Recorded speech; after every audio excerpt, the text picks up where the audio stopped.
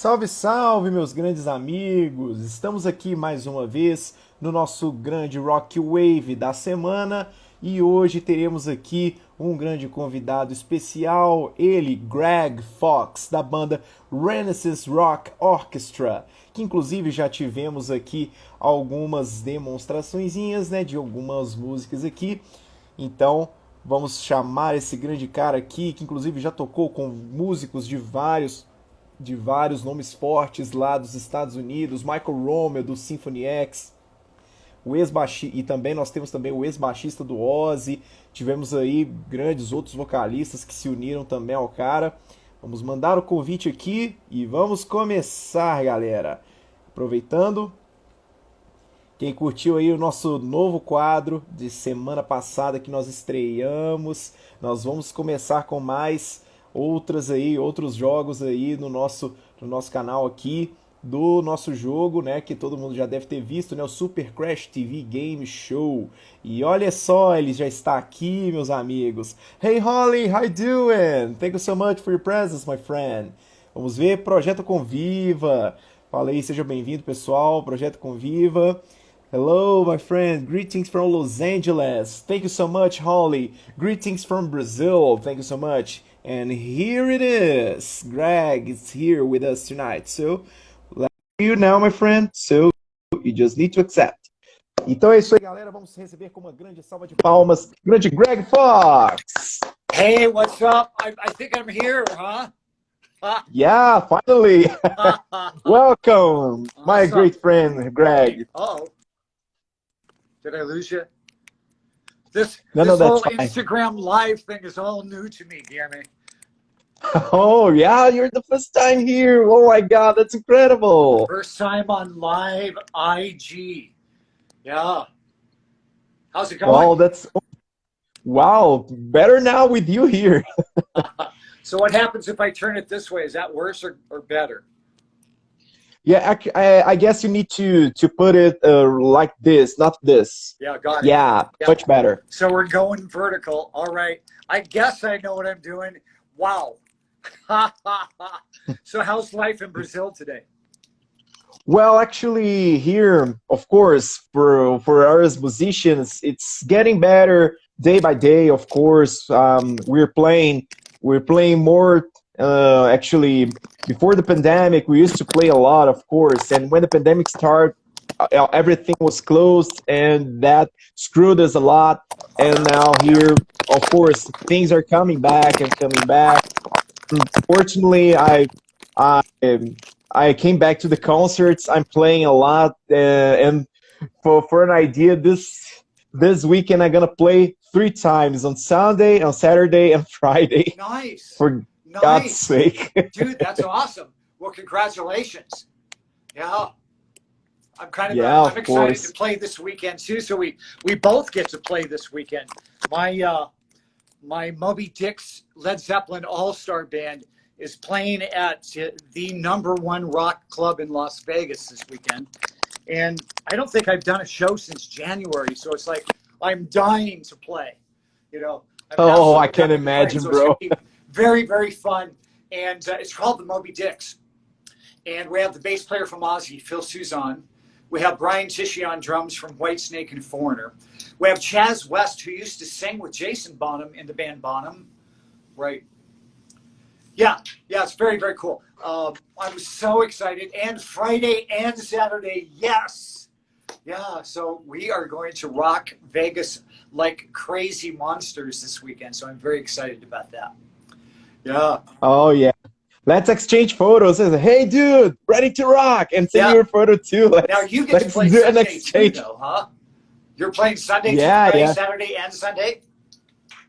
Yeah, actually, I'm gonna play Friday in one city, and then the other day, and Saturday, I'm gonna play other city, Oh. and then in Sunday, I'm gonna play here in Belo Horizonte. So I'm going to come back to the road, and then I'm gonna come back. Oh, let's play again, and bah. Nice. That's awesome, man. Well, it's really nice Yeah. to meet you. It's been fun kind of chatting things up here for the last few days since our mutual friend Holly Rocks, the incredible, amazing singer out of Los Angeles, California, hooked us up. Thank you, Holly. That was very sweet of you. Holly, you're the best. Thank you so much, my good friend. Yeah. Yeah. Hey, Holly. Holly's awesome. Holly's awesome. Cheers, Holly. It's not beer, but well, let's do it. Oh, you know, I spend so much time writing and recording, practicing all the time. And of course, I spend a lot of time on business, you know, trying to get the Renaissance Rock Orchestra to launch not only in Las Vegas, but internationally. So, you know, I don't spend a lot of time actually listening to other people's music much. But since a mutual friend of ours, Ted Shred, introduced me and Holly to each other, it's been kind of a fun conversation, chatting with each other for the last week or so. And she's been turning me on to all these great symphonic metal bands, not only in Norway and in Europe, but in, you know, in South America too, that I'm not aware of. Because I live in this little bubble of Renaissance Rock Orchestra world. So I'm always just writing and creating, you know, always creating content for all the social media. And right now we're working on a brand new 4th record for Renaissance Rock Orchestra. And we're also working on, yeah, it's going to be cool. And we're also working on a new Christmas record, of all things. You know, it's kind of a funny story about that. And I'll bet a lot of your listeners, or a lot of people where you live, probably don't know about an act that performs here in the United States called Trans-Siberian Orchestra. Do you know Trans-Siberian Orchestra? You do? Yeah, my ex-teacher used to play there. Oh, is that right? Used to be in Trans-Siberian Orchestra, or just used to play in the States? Well, actually, I don't know exactly which concert did he play. My ex guitar teacher is Bill Hudson. You know him? No, I don't. No. Yeah. But yeah, he used to be the guitarist of Trans-Siberian Orchestra. Oh, that's cool. Very cool. Yeah, I know most of those guys. And yeah, it's kind of an interesting thing. When I first created Renaissance Rock Orchestra, actually when I first had the vision, just even the idea, the vision of Renaissance Rock Orchestra, it was about 10 years ago, maybe even longer than that now, because I had sailed my sailboat around the Bahamas for 7 years. And that was pretty cool. But I was not doing any music, and it was driving me insane. I wasn't writing, I wasn't playing, I wasn't performing. So I went to Venice Beach, California, and I was living in this multi-million-dollar house right on the Grand Canal. And my buddy Mikey Bones, my best friend and bass player, who passed away in 2017, unfortunately. But he was coming out to Venice Beach. We're starting to write songs that I knew was going to, I didn't know it was going to be the Renaissance Rock Orchestra at the time, but I knew I'm off the sailboat. I'm in LA. I'm in Venice Beach. It's time to create. It's time to do something. But so I ended up taking trips back and forth to Las Vegas, where Mikey Bones was living. He originally lived in Phoenix, Arizona, and we were in a band together called Superhero that was unbelievable and amazing, but it was just a cover band. You know, I couldn't get those guys to start writing originals and doing albums and things. But so anyway, I'd come over here to Las Vegas, and we would go see Trans-Siberian Orchestra. So Trans-Siberian Orchestra, for those of you that don't know, is an act here in the United States that goes out and plays like classical metal, but Christmas songs. It's like famous Christmas songs and originals that they've written, but a lot of, you know, very well-known Carol of the Bells, and their big original hit, I think, was called Christmas in Sarajevo. And so anyway, they became huge in the United States, and they've been touring for about 15, 20 years now. And they kind of created this new genre a little bit. Obviously, symphonic metal already existed, but nobody had quite done what they were doing. They certainly introduced that genre to an entire new market. So I was going out to their concerts, and they were playing in front of tens of thousands of people in huge arenas, and they were making like $60 million a year in 90 days. Right? So I'm thinking to myself, what a dream. I was loving it. I was like going, you know, I could do that. I can write that music. I could play that. And so that's kind of where the idea first came from. But when I originally put Renaissance Rock Orchestra together, I had then moved from Venice Beach, California to Las Vegas. And Mikey Bones was living here. and we were performing in a lot of different shows together, like the Rock Gods Hall of Fame, and in the rock. And right behind me over here is my my record from the Rock Gods Hall of Fame, my inductee into that. But for years we were doing that show with Jason Ebbs. He was putting that on. Jason and Janaea Ebbs here in Las Vegas, great husband and wife, singer songwriter duo. And the great thing about that was I got to perform with and meet all these rockers, because, you know, I had gotten out of rock and roll because I kind of thought rock was dead in the 90s, in the late 90s, and I bought a sailboat and sailed around the Bahamas. But so anyway, playing with all these people, it was everybody. It was Les Warner from the Cult. He got an award. I know Vinny Appice, the great drummer from Black Sabbath, got an award, and ended up, a lot of these people ended up being on Renaissance Rock Orchestra records, because I would meet them and say, hey, would you like to be on this record? And they would listen to it and go, wow, I love that music. Yes, I want to be a part of that. And also, while we're talking about it, Joel Hoekstra from Trans-Siberian Orchestra, the great guitar player from Whitesnake. And now he's been doing shows with Cher for the last couple of years. Joel's amazing. If you go to YouTube, you can hear Joel play on our second record, which is called In Times of Old. And that record's a very interesting record because it has 27 rock stars on it. But the very last song on it is called The Maker of Dreams. And on The Maker of Dreams, we have Simon Wright from ACDC on drums. We have Tony Harnell from TNT on vocals, and Joel Hoekstra playing the guitar. So it's pretty cool stuff. So anyway, yeah, so I moved to Las Vegas and started meeting all these guys that would end up being in the band and in the Renaissance Rock Orchestra. And the list is long, and I'm sure we'll talk about a lot more of that. But, you know, I never wanted to do that Trans-Siberian Orchestra thing where it was Christmas music. You know, I didn't really have interest in being a Christmas band. I wanted to be the orchestra for all seasons and a kind of a revolving door of rock stars. That's why we had 27 rock stars on our second record, including 2 Rock and Roll Hall of Fame members. And that ended up being Alan White from Yes on drums. And also Howard Leese, my dear friend. I'm originally from Seattle, Washington. So coming up in Seattle, I ended up doing a lot of work with members of Hearts, members of Queensryche, and doing some things with the Queensryche guys.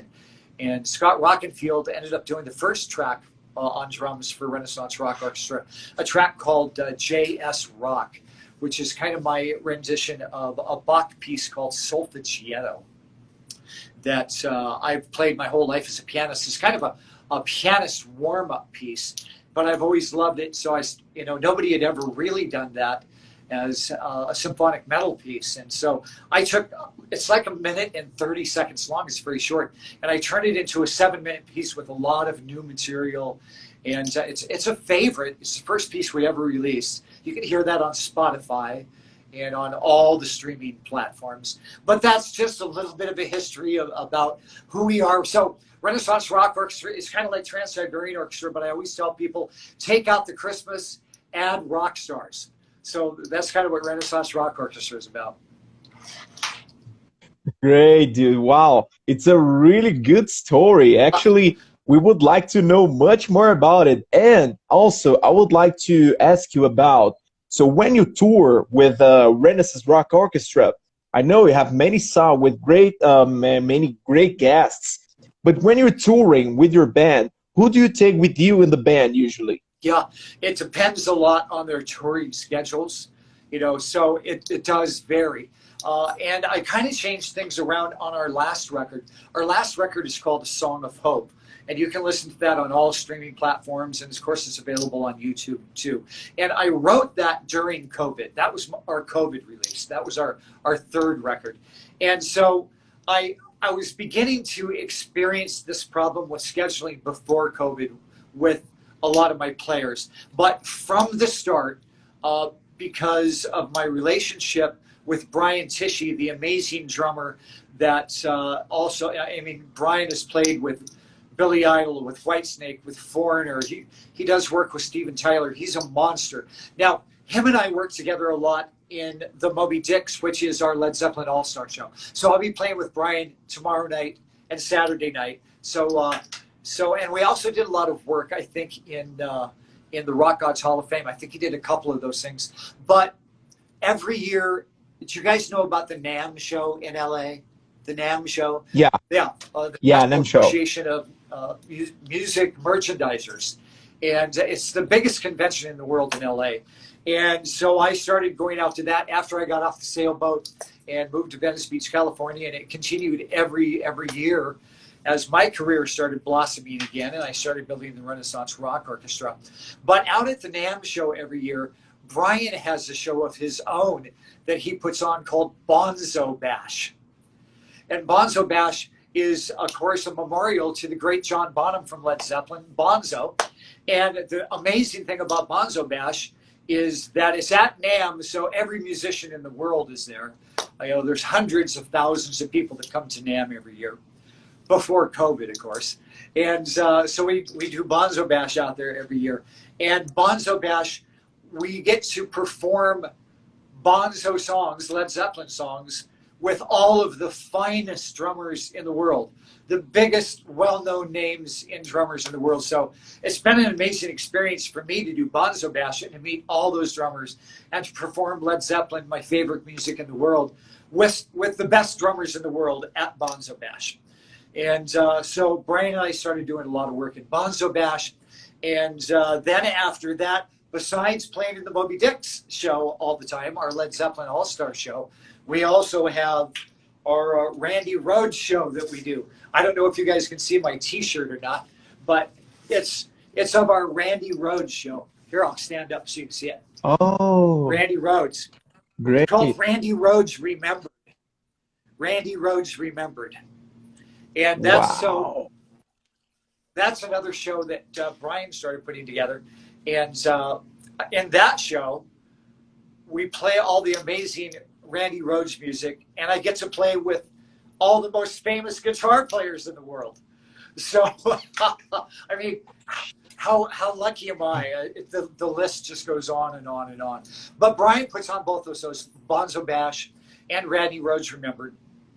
And so he had started inviting me to play in those shows out at NAMM. So I met a lot of people and all these great musicians that I subsequently started inviting back into Renaissance Rock Orchestra. So once again, on that second record, which is called In Times of Old, on the record In Times of Old on Spotify or whatever streaming platform you use, I was able to bring in not only Joel Hoekstra on guitar, but let's see who else on guitar.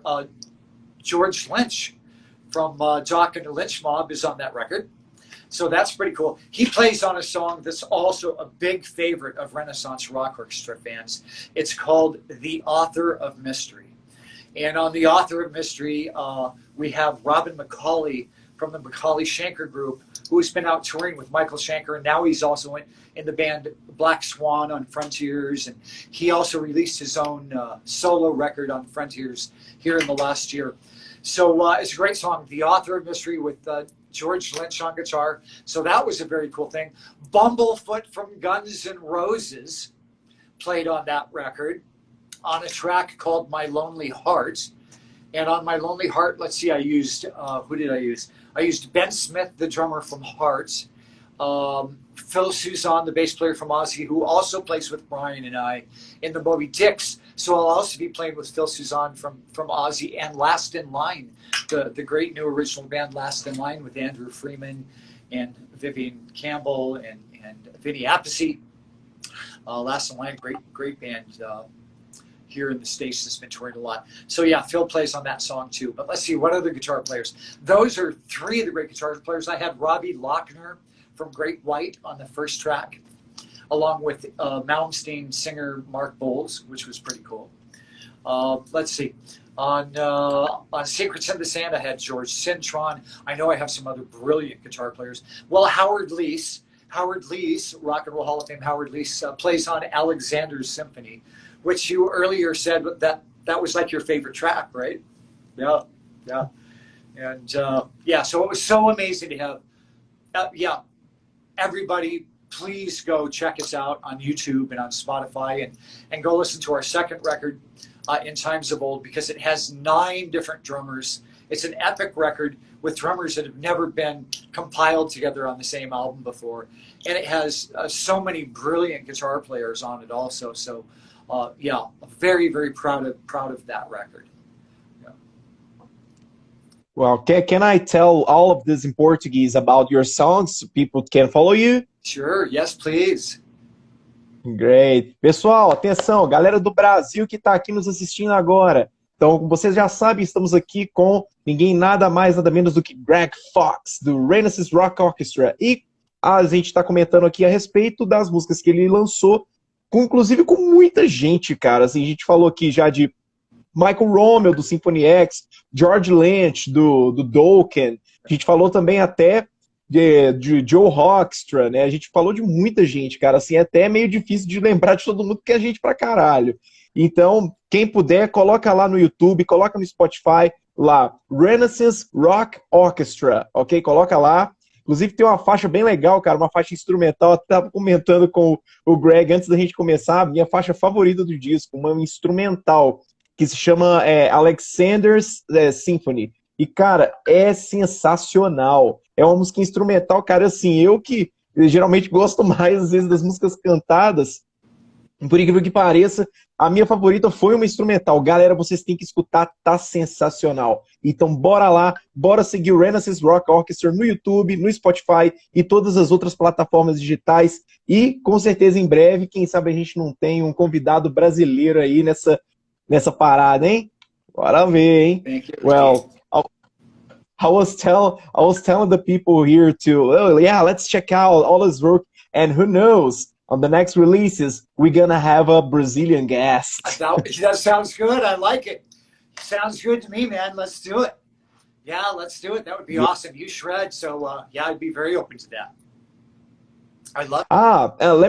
Let me tell you something. Do you know Gus Monsanto? No.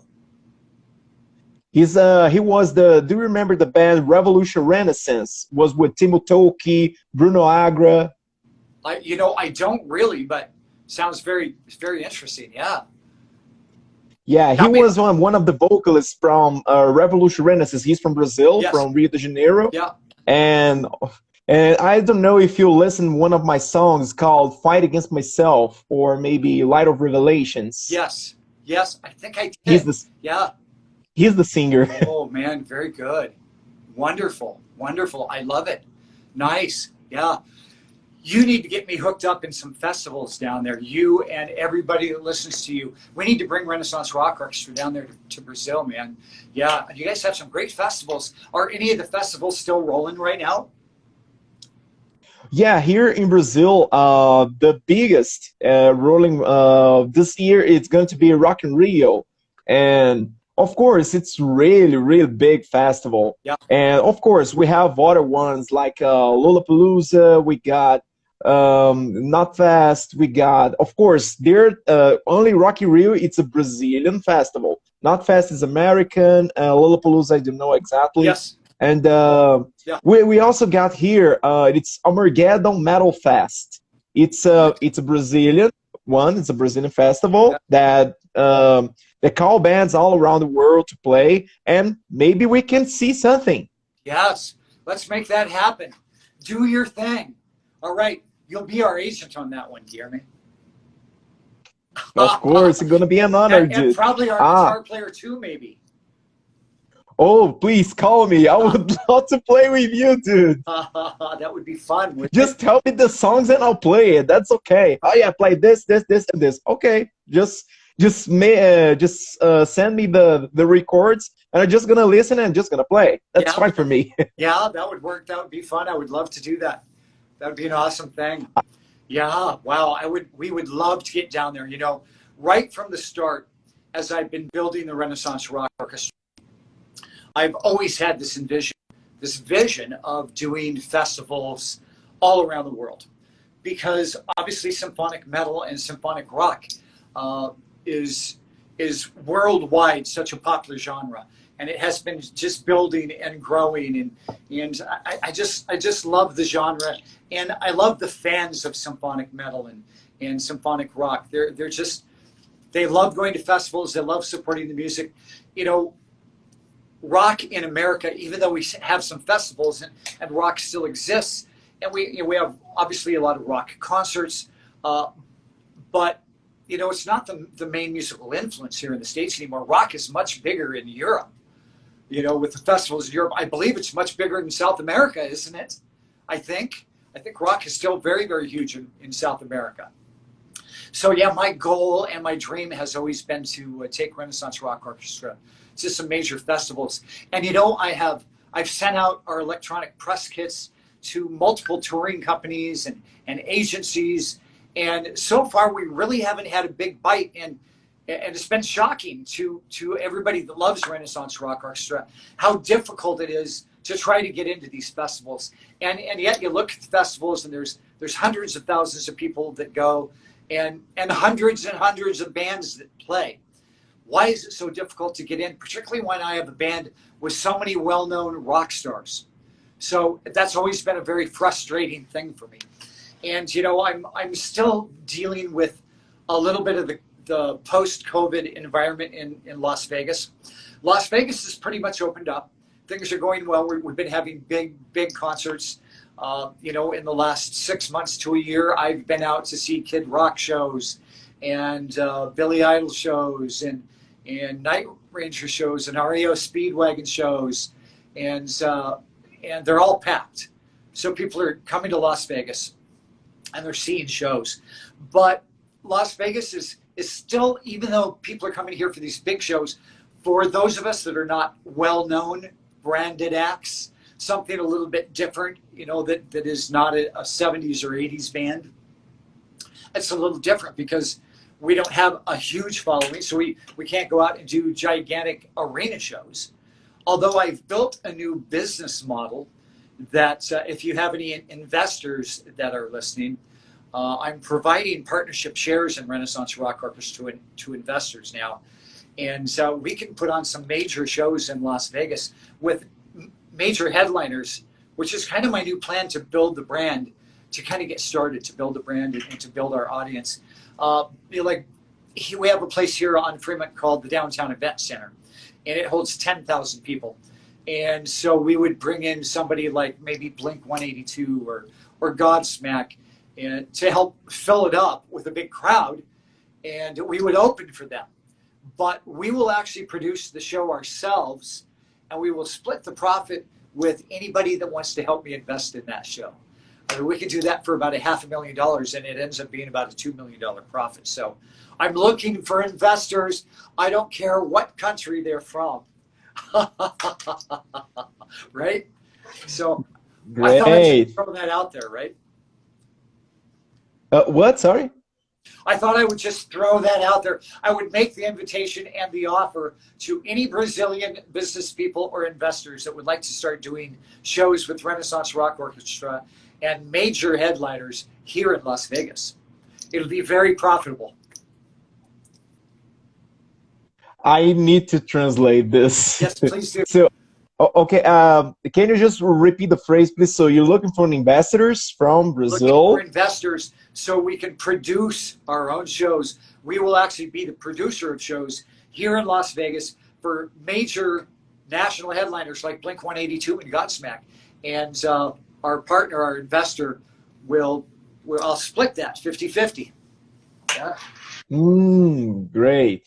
Okay, so before I translate, let's say hi to Nurse Barry. Hi from Dana Point. Hey, Nurse Barry. Thank you so much. Welcome to Rockwave, my friend. Okay, so translating to Brazilian Portuguese. So let's play the Sab button. Right. Pessoal, uma coisa bacana aqui que o Greg falou aqui com a gente, ele está procurando por investidores, pode ser de qualquer país, incluindo o Brasil, para poder produzir eventos fora, inclusive fazer eventos, por exemplo, com o próprio Renaissance Rock Orchestra, inclusive também fazendo eventos com headliners maiores lá. Ele até deu exemplo do Blink 182, ele falou outra banda também que eu esqueci o nome, mas enfim, A ideia é levar assim investidores lá para poder fazer lá os eventos lá nos Estados Unidos, principalmente Las Vegas, né, que é um polo muito forte ali para shows, né? Então, quem puder, quem quiser ir lá fazer um investimento lá com evento, né, evento cultural, bora para cima. Como funciona já essa parte dos investimentos exatamente? Não sei como é que funciona, galera, mas eu acho que é bom quem tiver interesse dar uma olhada, porque com certeza vale a pena, deve valer bastante, né? Imagina você tá lá, você produzir um evento lá fora, né? Você botar lá um investimento bacana, fora o network que a galera poderia estar fazendo, né, não? Então, é isso aí. Fala aí, pessoal da Morton, grande Flávio Amaral, meu querido, tamo junto. Prazer em te ver aqui, meu irmão. Valeu. Right, I think people understood. Awesome. Thank you so much, Gary, man. Yeah, right on. Hey, might as well toss it out there. Somebody's going to take advantage of that here. I've been putting out spreadsheets and performas to major investors in Las Vegas and LA for the last 2 or 3 weeks. But hey, nobody has responded yet, so the offer is still on the table. Yeah. Great. Ó, pessoal, a oferta aqui, ó. Então, bora fazer o evento lá em Las Vegas, hein? Ó, vai lá, gente. Quem tiver com grana aí, quem tiver realmente pronto aí para poder fazer investimento, ó, ele já falou, já mandou proposta já para alguns investidores. A oferta, como ele disse, the offer's on the table. Então, a oferta está na mesa. Então, quem tiver com bala na agulha aí, bora. Não perde oportunidade não, gente. Vai lá. Nice. Well, they understood. Nice, good. We'll see what happens. You never know. Yeah, for sure. Yeah, and Mortal Metal here from Belo Horizonte. Show in Las Vegas. Let's go. Yes, exactly. Absolutely. Right on. Hey, and Las Vegas is a great city. Since I moved here, I've had such amazing things happen. As I mentioned, I moved here and I started doing shows, doing so many different types of shows. And this will be a crazy one. Your audience will probably get a kick out of this. I don't tell this story often when I'm talking to major metalheads, right? I don't share this with metalheads very often. But besides playing in the Rock Gods Hall of Fame when I moved here, and one of my really, really fond memories too was when I first started doing that, performing with Chris Slade, one of the ACDC drummers, who also was in Manfred Mann.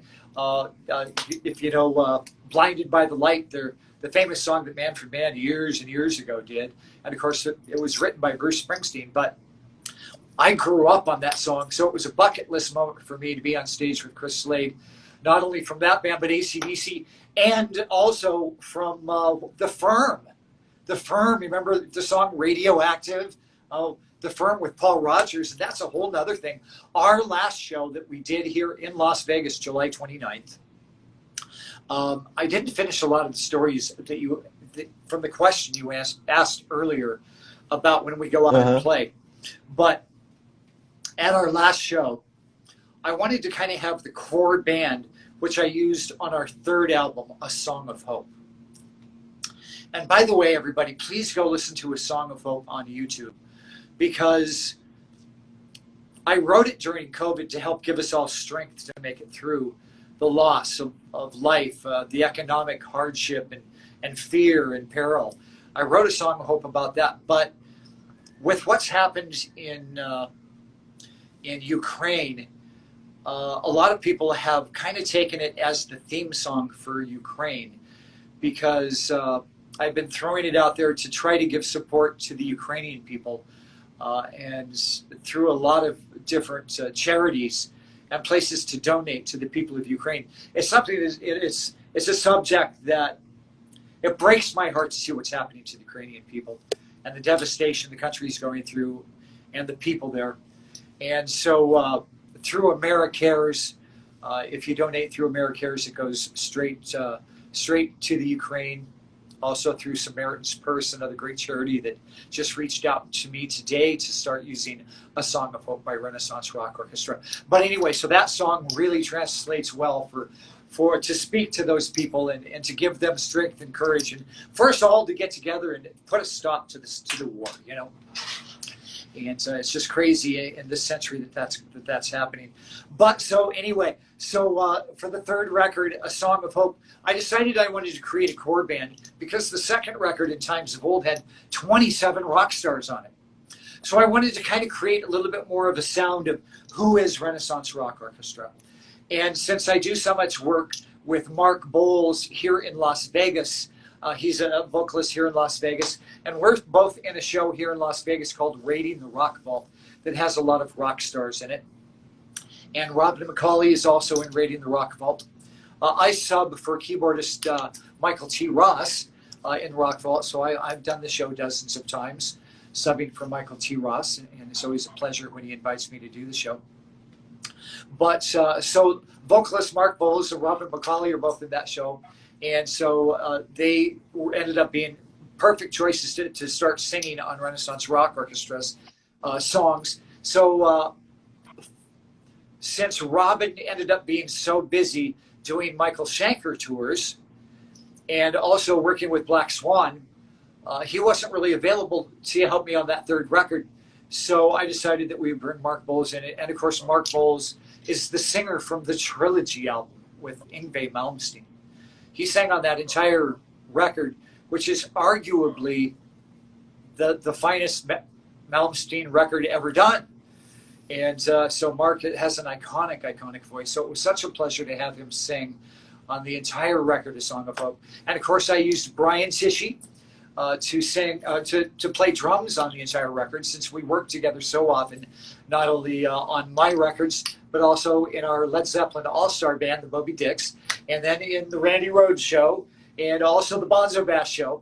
And Brian is just an amazing monster drummer. So yeah, I brought him in. For the record, I used 3 different guitar players. It started off with a guy that I do a lot of work with through my management company, Michael James Romeo from Symphony X. And you know, Michael James Romeo, Burn magazine calls Michael, he was included in the top 10 list of metal guitar players of all times. And rightly so, right? I mean, he's a monster guitar player, but you know, Michael is also a brilliant songwriter. He writes all the music for Symphony X, but he's been doing a lot of work for film and TV also. And he's just unbelievable what he does for film and TV. His movie score stuff, I can barely even understand how he creates it, because he moves from one sound and one emotion so quickly. Like in movies, it happens quickly. You move from this emotion to the other emotion really quick. And I don't know how you write material like that, but he's also a brilliant producer. So we're hoping on this next record, our 4th record, that Michael's going to become even more involved in the songwriting for Renaissance Rock Orchestra, but also in the engineering and the producing of our material. That would be a hope of mine and of our management companies. So I originally brought him in, and the first song we did is a song called In My Loving Arms, which is the first single that we released off the Song of Hope. And Michael, he comes in with this blazing guitar intro that's just like monstrous. I mean, I hate to compare anybody to Eddie Van Halen, but if anybody could be compared to Eddie Van Halen, Michael James Romeo definitely could.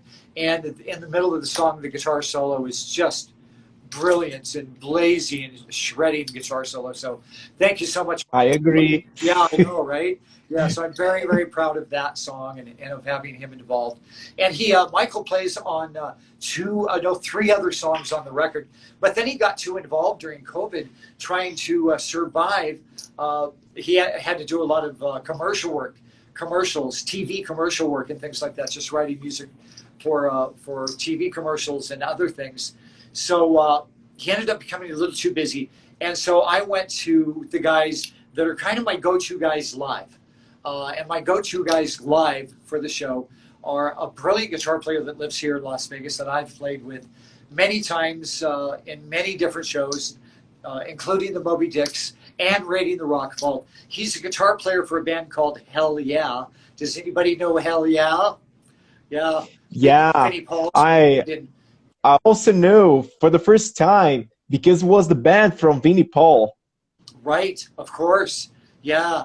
And once again, rest in peace, Vinnie. Vinnie was a huge part of our community here in Las Vegas, and it was just heartbreaking to all of us to lose Vinny. And so Christian Brady, the guitar player that from Hell Yeah, that he was very, very close with Vinny too, and those guys are so very heartbroken over that. But Christian was kind enough to kind of jump in and do a couple different songs on A Song of Hope. And one of the songs that I just love that Christian worked on is a song called The Universal Dance. The Universal Dance. And he, on that, one of the things I love about the way Christian plays, he plays very organically. He's a very emotional player. Every note that he plays is from the heart and from the soul. Monster player. And he loves Pink Floyd, and he does an amazing David Gilmour. You know, just the style, the tone. Christian does that very well. So listen to The Universal Dance on Spotify, on YouTube, and hear Christian's very, very beautiful David Gilmour playing on that. The other guitar player I brought in is kind of my neo-classical metal guy, my scale playing, shredding guy, Tony Alleman, who was in Juan Crucier's Rat. And so he does a lot of the neo-classical metal pieces, like on songs like Alexander's Symphony. I would pass that off to Tony. And Christian plays a lot more of our emotional melodic solos, and Tony plays the fast ones. So those are the three guitar players. And on the album, I was very, very blessed to bring in the bass player, Gregg Smith. Gregg Smith, it's the first album he was on, and he played every track. And it was really important to me because my best friend and Bones, who passed away in 2017, helped me start Renaissance Rock Orchestra. So it was kind of our project together. I was always the main songwriter, but Mikey was always there, and he believed in the project so much. And Mikey also was a guy that, when we first started this, started bringing in a lot of guys because he was from Queens, New York. And so he knows Steve Vai, he knows everybody in Bon Jovi. And so he brought in Roxy Petrucci to play drums from Vixen on the second record. And he brought in a lot of these players on our second record. So and he was responsible for the relationship with Gregg Smith. They were always very good friends as bass players. And so when Mikey passed away, I certainly wanted to bring Gregg in. As a matter of fact, Gregg played one of Mikey Bones' basses on the tracks on the album.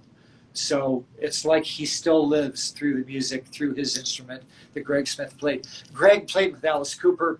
Gregg played with Rainbow, Dokken, Billy Joel, Ted Nugent. He's still with Ted Nugent. He just did the new Ted Nugent record. As a matter of fact, I think he's playing this weekend in Panama City, Florida, with Ted Nugent. And he did just an amazing, amazing job on the bass parts. But so Gregg lives on the East Coast. And a lot of times when I do shows out in Las Vegas and the West Coast, it's kind of too expensive. There might not be enough budget to fly Gregg all the way here and for rooms and things like that. So, and he's so busy working with Ted. When we did the show last year, he was working on the album, recording the album with Ted Nugent. So for our show that we did July 29th of last year, I was able to bring in a good friend of mine and the most amazing, wonderful man and bass player, the fretless monster, Tony Franklin. Tony Franklin from Blue Murder, from Whitesnake, from The Firm. He was a bass player on Radioactive with The Firm, with my buddy Chris Slade and Paul Rogers on vocals. So, and to have him play live with Renaissance Rock Orchestra here in Las Vegas was just like, oh my God. And he's such a great bass player. The Fretless Monster, yeah, follow Tony Franklin for sure. He's always posting things a lot. He does a lot of social media. Great guy. I love his attitude. I love his bass playing. And I still don't have Tony Franklin yet on an original Renaissance Rock Orchestra track. And so that's another bucket list goal of mine, to have Tony actually play one of our originals. Well, I can't say that's true. The public just hasn't heard it yet. for our new record. Our first song off it is kind of a power ballad. It's not really about it. It's kind of a power anthem song called Long Live Rock. It's called Long Live Rock, and Tony Franklin did play bass on that. I have it in the can. I don't have any vocals from Mark Boals on it yet. I keep telling him, dude, get that done, and we'll go ahead and release it first. Just release it. So Mark Boals, please get the vocals done so we can release the new track, the first track off our fourth record with Renaissance Rock Orchestra. Wow, dude. And before I ask the next question, so just a little curiosity that I have. So is Roxy Petrucci related about John Petrucci? No, I don't believe so.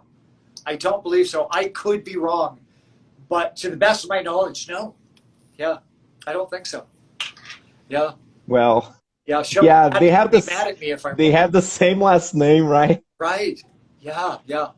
Maybe I'm wrong, but nobody ever mentioned that. Mikey never mentioned it to me about Roxy being related to John, so I don't think so.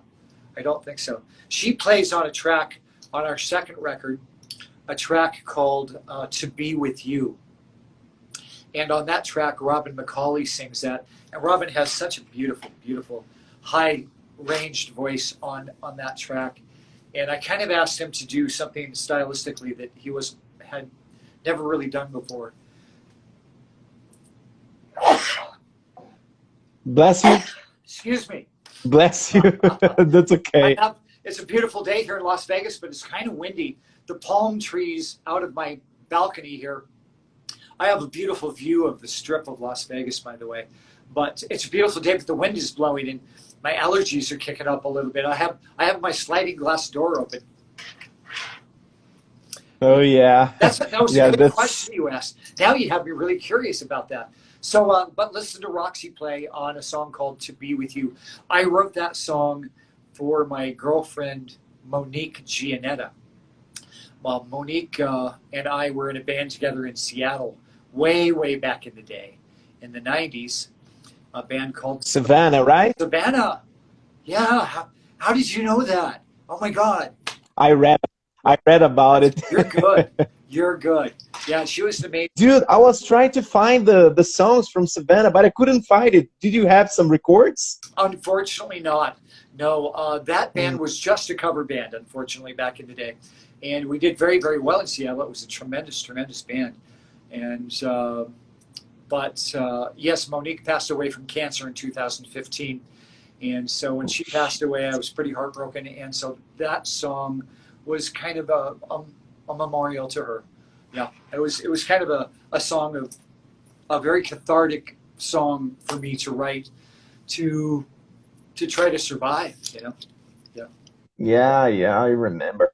And I also read about that before you changed the name to Be With You. The song was called Monique in Minor because she used to love minor keys. Yes. But she used to have some specific key as a favorite one. For example, the song is E minor. I know I listened to, and I said, oh my God, this is E minor. Yeah. So did she used to love some specific key, like E minor, or maybe? She didn't really have a specific key that she loved the most, but she was. We were living together, of course, when I wrote the song originally, and it wasn't to be a memorial to her death. It was just a song that I was. Well, I guess I was writing it for her because she heard me writing it and loved the music so much that I decided originally to call it Monique in Minor, because she loved songs that were in minor keys, and so she certainly heard the song. She loved the song. The only thing that she never had a chance to hear was the vocals on the song and the lyrics that I wrote, that I added to it before I changed it to Be With You. So yeah, I know that she would really, really love it a lot if she was able to hear, and she'd be so happy that Robin was going to sing on it. She was a huge fan of Robin McCauley, and she was alive and with me when I did that first record, the Whitegate Trilogy, and Robin sang on the very first song with vocals for Renaissance Rock Orchestra, The Author of Mystery, and she was just so ecstatic and so thrilled that Robin McCauley was singing on her boyfriend's record, right? Uh-huh. Wow, dude, I need to translate this because, oh my God, it really touched me. Thank you. Can you see my eyes, right? Yes, I do. Yeah, thank you. I appreciate that. Yeah. Galera, cara, eu tô segurando pra lágrima não cair agora, cara. Olha uma coisa que louca, cara, que o Greg acabou de contar pra gente. Tem uma música, né, que inclusive escutei, li sobre também, a música se chama To Be With You, não é Mr. Big, ok, gente? Então, cuidado aí pra não confundir os nomes. Então, a música To Be With You, que ele escreveu pra namorada dele, Monique, que infelizmente faleceu de câncer em 2015, e era uma música que ele já estava escrevendo para ela, né? Inclusive a música antigamente se chamava Monique in Minor, né? Traduzindo para o português, Monique em menor. Agora o menor seria por causa do campo harmônico menor, né? Quem estuda teoria musical sabe muito bem que a gente tem lá o campo harmônico maior, o campo harmônico menor, né? E ela gostava muito dos tons menores. Então ele fez uma música em tom menor para ela e a música se chamava Monique in Minor. E aí, cara, ela chegou a escutar, ela adorou a música, mas infelizmente ela faleceu, né, antes dele terminar as letras. Aí ele mudou a letra para To Be With You em homenagem a ela, cara. Putz, bicho, eu segurei pra uma lágrima não cair agora, cara, porque, assim, inclusive quem tiver a oportunidade de escutar aí, ó, coloca aí no YouTube, no Spotify, To Be With You, Renaissance Rock Orchestra, cara, essa música é maravilhosa. E já vou avisando uma coisa, pegue os lenços porque, cara, assim, você tem que ser muito coração de pedra para você não derramar uma lágrima, cara, é foda. I was telling them, try listen to the song on YouTube and Spotify, and also bring some papers to your eyes because you're gonna need it. Right, that's true. Yeah, it's a pretty moving song, isn't it? Yeah, yeah. I'm glad that you understand that, and I so much appreciate you expressing that to everybody on your show. Thank you. Yeah, yeah. Monique would be very happy. She's smiling right now. Yeah, for sure. Oh my God, I was thinking about right now. Of course, she didn't listen to the lyrics while she's alive, but she's listening until now, and listening all the days of her lives in the afterlife. I'm really sure about this. Yeah, yeah. Awesome, beautiful. Thank you so much, Guillermo. Yeah. You're welcome, my friend.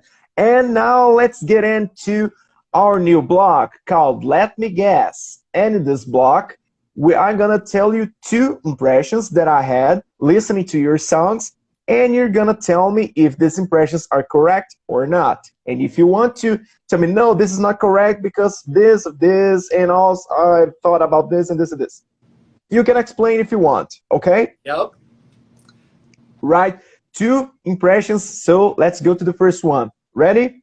Yes. Okay, first impression. You have influences from David Lynch and Rick Wakeman. Wow.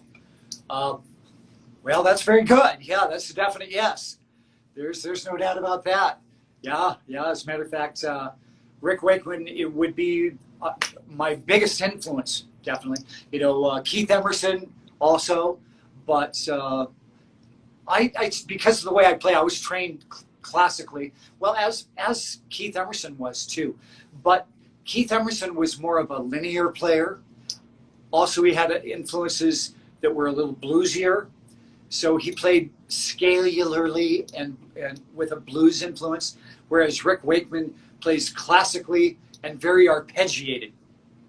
He plays a lot of arpeggiated things, and that's just my style from my classical training, and from Yes being my favorite all-time band, of course. So you nailed that one on the head.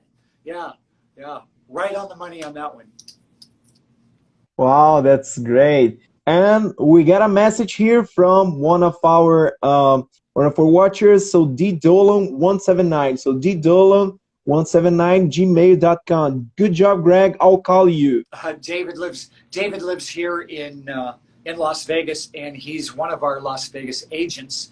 He's been working on some things for us in a lot of the rooms here in the city, including the Westgate Resort. We're working on doing a show over there. Hopefully, if we can get them to call us back, we will book a show in there. And yeah, I'm very much looking forward to that. David is also good friends with Robin Zander and the Cheap Trick group of guys who have been coming to town and performing quite a lot lately. Wow, that's really good, bro. And my second impression, let's see if I'm right or not. So, your instrumental, First Light, the song has this name to make the listener imagine the sunshine as the first light of the day. Am I right or not? Absolutely. Absolutely. As a matter of fact, that song, which is on our first record, the White Gate Trilogy, when I originally, yeah, you nailed that so good, Guillermo.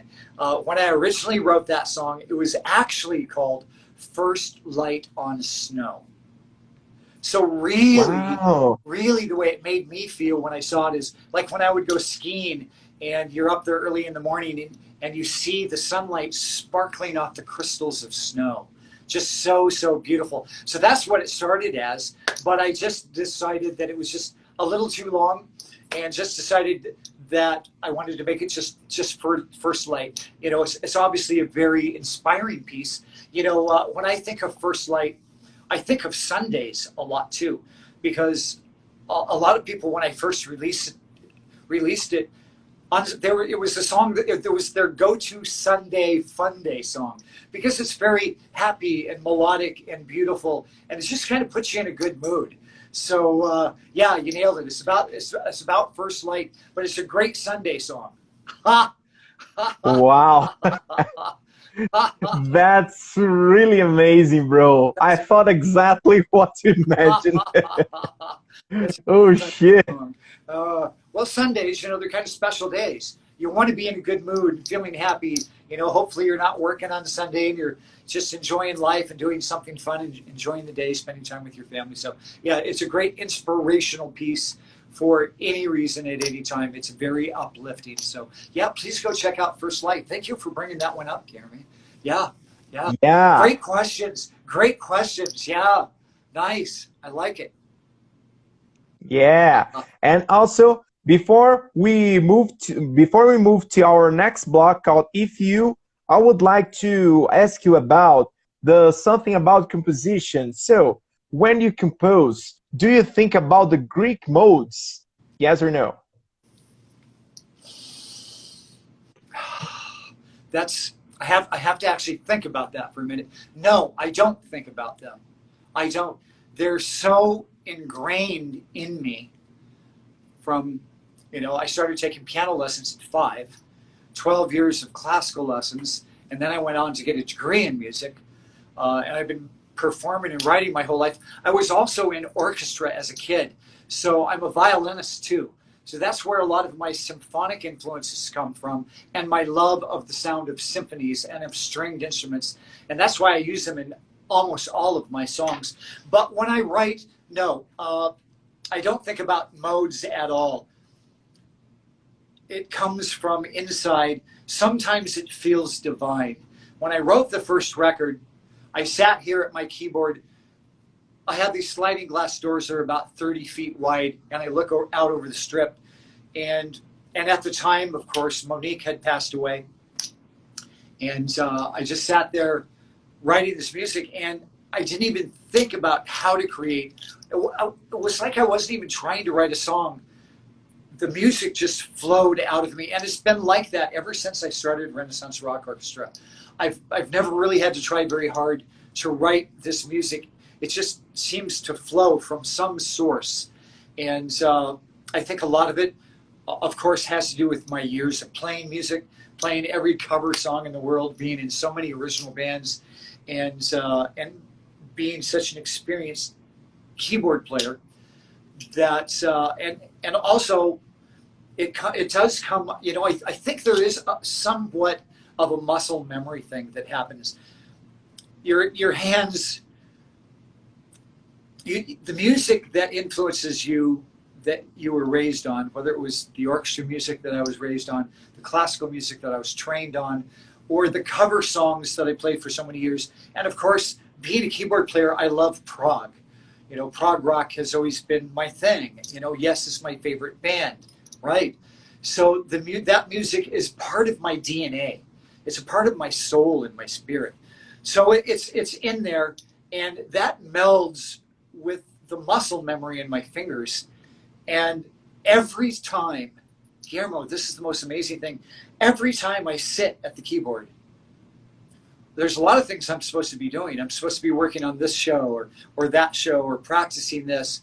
But every time I sit at the piano or the keyboard, I write a new piece of music. It just comes out of me every single time. And I'm so thankful, and I feel so blessed for that I have so much music. And, you know, honestly, I'm probably at least 4 or 5 albums behind. I have so much music written that, and, you know, it takes a long time to write and produce this type of music. You know, a lot of my songs have over 100 tracks, you know, well over 100 tracks. And so it takes a long time to do that. And then there's the exchange of ideas back and forth with the artists and the rock stars that are on the music. That's time consuming. And then we go into the mixing and engineer mode. The last record, A Song of Hope, was mixed by Brian Malouf, who mixed Queen at Wembley live. So, you know, I try to get it into the hands of some of the finest producers in the world. So yeah, it's a time consuming process to make sure that it's the highest quality product. And of course, you know, I spend tens of thousands of dollars creating these records, and then somebody listens to it on Spotify, and I make 0.0036 cents, right? Oh yeah. And also, David is telling here, don't forget to mention that you are composing the movie score for The Lost Platoon, coming soon. Oh my God. Nice. Yeah. Sounds good. I like it. Yeah, dude, you're really amazing, more than I thought. Oh, well, thank you. Oh, I appreciate you so much, and it's so nice to meet everybody in your world and your audience, and to meet you personally. Yeah, I had to spend some time and listen to you, and yeah, you're a great player, and so thank you very much for what you're doing for music and for rock and roll in Brazil. And yes, get Renaissance Rock Orchestra down there. If you know anybody at a touring company, have them contact me so we can get booked down there and start playing some shows. Right? Yeah. Let me talk this to the people here. Atenção, produtores do Brasil. Bora trazer o Renaissance Rock Orchestra aqui pro Brasil. Porque, cara, essa banda é sensacional. Inclusive, vocês têm que ver o seguinte... Eles estão, o pessoal do Renaissance Rock Orchestra sempre fazendo músicas com só galera foda, assim, George Lynch, igual eu tinha falado antes, né? E, cara, não tem como, é muita gente para mencionar, cara. É a baterista do Vixen, e, nossa, gente, sério, eu não consigo falar todo mundo aqui, é muita gente mesmo. Vai lá no YouTube e confere para vocês verem, galera, assim, vocês têm que trazer essa banda pro Brasil, pelo amor de Deus. Vamos fazer Renaissance Rock Orchestra Brazilian Tour. Yes. Hey, you know, real quick, before we go, Guilherme, I've got to also say thanks to our East Coast promoter, Christina Avila. She is amazing. She works so hard, so diligently, and loves this music so much. So I'm very blessed to have her aboard. She's been a part of our team now for about a year. So hi, Christina. Everybody in Brazil will love you. She speaks Spanish. I don't know how her Brazilian Portuguese is, but yeah, Christina Avila Artist Promotion. So, and she's going to laugh at me that I just screwed that up. And it wasn't a part of her name. It was a part of her business. It made me, because I can never say it right because I don't speak Spanish well, right? Christina Avila Artist Promotions. She's a brilliant promoter. So thank you, Christina. Thank you, Christina. It's very good. Before we end the live, so can we just do the last block of the show? Absolutely. So it's called If You. We got 9 questions, and you're gonna choose for me 2 numbers, okay? From 1, 2, 3, 4, 5, 6, 7, 8, or 9. And all this question starts with if you. We're gonna imagine situations, and you're gonna tell me what would you do if you were inside of them. So, ready? I'm not sure, but all right, I guess I'm in. I'm not sure if I'm all ready right. or not. Yeah, but it's totally fine. You're gonna get it. So Choose the first number. Choose the first number. Let's say 7. Okay. Number 7. If you had the opportunity to choose a movie or series to put one of your songs in the soundtrack, which movie or series would you choose and which song would you put? Game of Thrones. Game of Thrones, right? Right? Absolutely. Alexander Symphony? Alexander Symphony, yes. Yeah, that would, yeah. Although, you know, I'm working on a song for our 4th record. It's called Moons, Myths, and Madness. It's going to be a very epic progressive metal piece. I think I would prefer that one even over Alexander Symphony, but if not, probably Alexander. Well, you know what? Alexander Symphony I love very much, but JS Rock is also so powerful and epic that it could go in Game of Thrones too. Now, if it couldn't be Game of Thrones, what else would I want it to be? I would want it to be The Last Kingdom, maybe. Do you know The Last Kingdom? Great, great movie. Yeah. That would be a good choice too. One of my favorites. Yeah, great. Really good choices, right? Or Lord of the Rings. Yes. I want it to be in Lord of the Rings. A new Lord of the Rings. Yeah. Yeah, Lord of the Rings would be really awesome. especially into the Helm's Deep War. Right, I know. Yes. Yeah.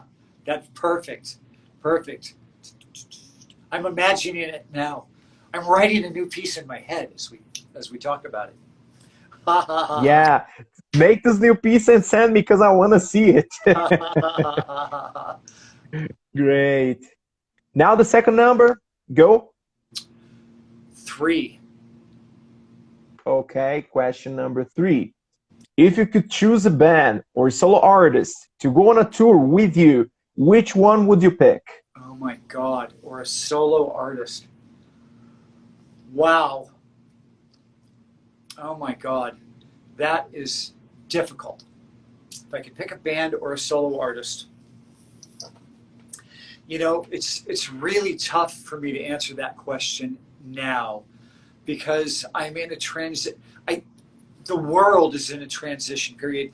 I'm in a transition period musically because, you know, a lot of the things that I love and that I grew up on, those people are dying. You know, they're not here anymore. They don't exist. I mean, there would have been a time I definitely would have said yes. You know, that would have been it. There would have been a period of time I would have said Pink Floyd, but not so much now because, you know, my love of symphonic metal and what symphonic metal is and what I think it represents to the future of music and to rock, I think is very important. And so my new thoughts on that, you know, there's a lot of great acts that I don't even really know because I don't delve deep enough into that world. Although Holly's been turning me on to a lot of great stuff. Like, let's see, Simulacrum would be great, a great new progressive metal band that is awesome. But other things that I like that I would like to take out with us would probably be, you know, I love Avantasia, very, very cool stuff, and I think we'd fit with them very well. You know, I want to live in that symphonic metal world. That's where I want us to be. That's where I want us to go. So I want to get in those festivals. So when I'm thinking about that, I'm hoping that they'll take us out with them, right? So, somebody like that. Iron Maiden would be awesome. Iron Maiden would be pretty awesome. I would love that. I love Iron Maiden. I was really into a band. There's 2 bands that I really fell in love with a lot during COVID. One of them is called the Paralydium Project. And they're not well known, and I don't even know that much about them. I just know that I really love their music, the Paralydium Project. But also, there was a new album released by Transatlantic. Do you know Transatlantic? No, not yet. Yeah, I love Transatlantic. They released an album during COVID called The Absolute Universe. And it's kind of one of my favorite new albums. And it's not as hard in metal as a lot of symphonic metal stuff that I love. But I love the mixture of the power and the symphony and the melody. So a lot of times, instead of that pure aggressive stuff, I'm going to be moved by the lyrics or what the melody is saying to me. And in Transatlantic, it's Mike Portnoy on drums from Dream Theater. And he's like one of my favorite drummers in the world right now. I love the way he plays. And he's very, very creative. And it's Neil Morse singing and writing the songs and playing guitar. And that album, The Absolute Universe, is beautiful. So I would love to do a show with them just because I love their music. Yeah. I think it'd be awesome to go out with Sons of Apollo. I love Jeff Scott Soto and obviously Mike Portnoy and Billy Sheehan. Come on, it's an amazing band. Bumblefoot on guitar, my buddy who played on our track on our second record. So that would be a cool blend. I think Sons of Apollo and Renaissance Rock Orchestra would be a really powerful mix. Do you have any ideas? Well, I guess so. You told about Simulacrum. Please make this happen, dude. And also, I think Holly have told you about it. I don't know, but the last year I was interviewing Chris from Simulacrum. Yes. Yeah, she's been telling me about Chris. Yeah. What's Chris's last name again? I don't know because his stage name is just Chris. Oh, is it? Okay. All right. Yeah. Love the way he plays. Very cool. Yeah. I can't wait to hear more of it. I listened to a couple records on Spotify this week and went, wow, I dig this. Yeah. Very cool. There's another one. I have another idea for you. I think Holly's gonna love this. Circus of Rock from Mirka Rantanen from Finland. Yeah. She turned me on to that too, and I was really digging it. And there's some neat stuff on that. The cool thing, there's a similarity in Circus of Rock to what I originally started doing, because my original plan was a revolving door of rock stars with different singers and different guitar players, right? And I still have that as a vision for our live shows, but I think that might be a ways off. I think we need to build our brand for the time being and just keep it to the core of players. And then once we get to a point that we're doing large arenas and maybe doing festivals, we can bring in a Robin McCauley and a Mark Boals and a Tony Harnell and whoever else and all these other great players that are in these wonderful bands. But yeah. Circus of Rock, it kind of surprised me.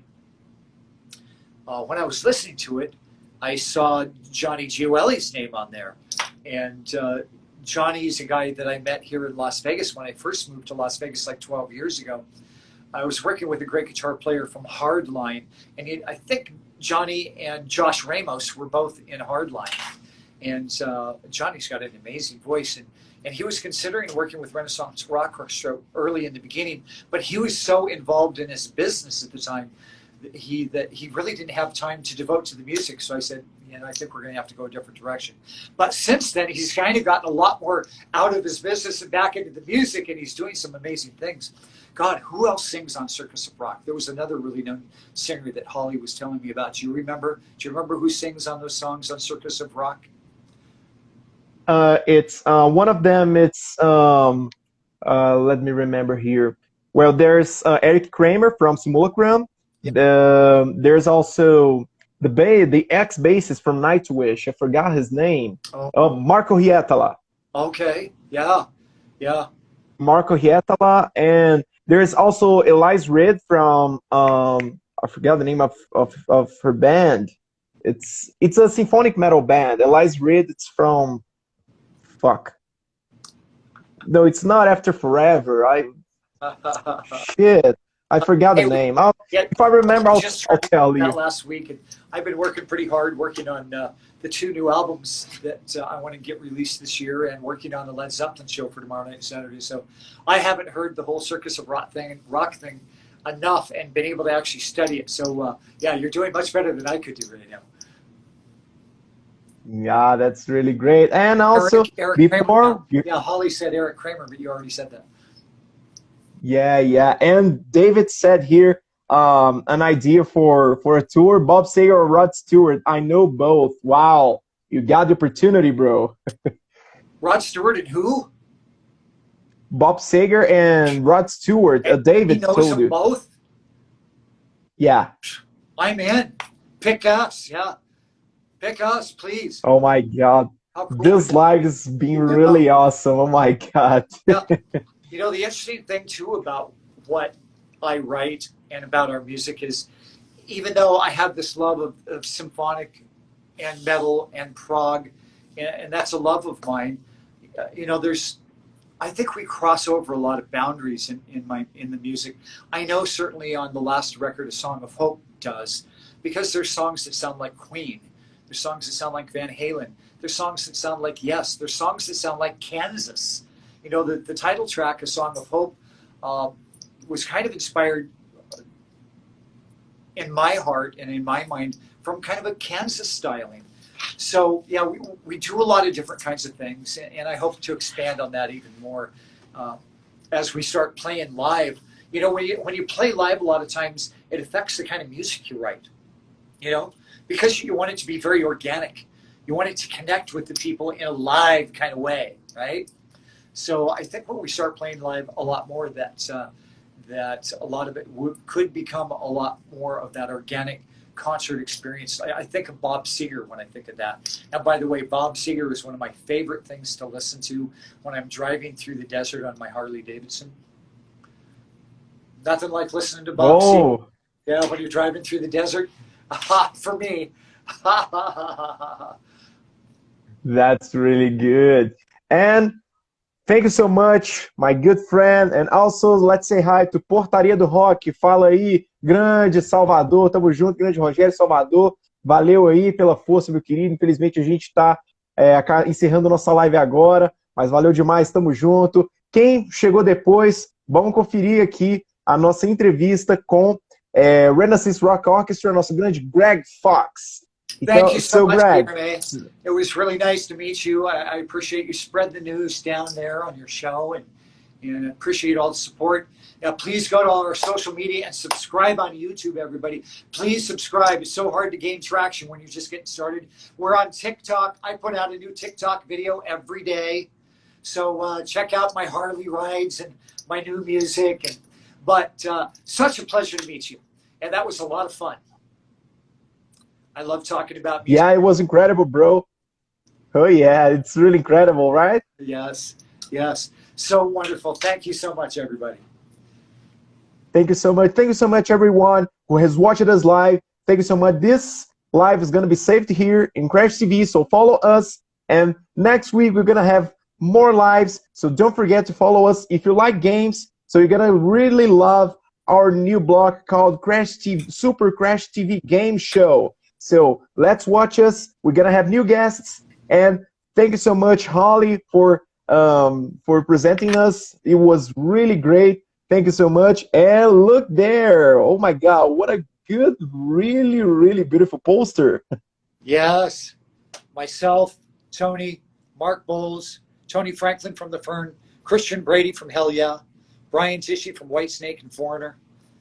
Thank you so much, Jeremy. Rock on. It's an honor, my friend. Spread the word. Thanks a lot. Valeu, galera. Tamo junto. Bye. Vejamos vocês, então, na semana que vem. Semana que vem tem mais. Tamo junto. Obrigado a todos aí. Valeu demais, pessoal. Thank you so much, my good friend. So, see ya. See you later. Bye.